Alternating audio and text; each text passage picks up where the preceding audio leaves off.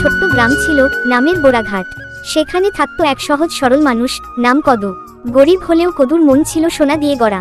পড়াশোনা তেমন জানতো না, কিন্তু তার বুদ্ধি ছিল তীক্ষ্ণ আর মন ছিল উদার। গ্রামের লোকজন তাকে অনেক সময় হাসি ঠাট্টা করত, কারণ কদু কথা কম বলতো আর পুরনো জামাকাপড় পরে ঘুরত। কিন্তু কদু কিছু মনে করত না, সে বিশ্বাস করত কাজই আসল কথা। এক বছর খুব খরা পড়ল, পুকুর শুকিয়ে গেল, জমিতে ফসল হলো না, মানুষ খেতে না পেয়ে কষ্টে দিন কাটাতে লাগলো।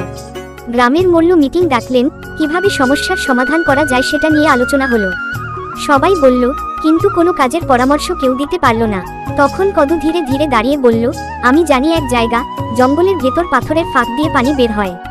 সবাই হেসে উঠল, পাথর থেকে পানি? এইটা কি সম্ভব? কদু তর্ক করল না। পরদিন ভোরে সে একা একটা কুড়াল, কিছু হাড়ি আর নৌকো নিয়ে জঙ্গলের দিকে রওনা হলো। 3 দিন কেটে গেল, কেউ কদুর খবর পেল না। চতুর্থ দিন সে ফিরল, মুখে হাসি, গায়ে কাদা। বলল, চলো তোমরা সবাই আমার সঙ্গে। লোকজন কৌতূহলে কদুর পেছনে জঙ্গলে গেল।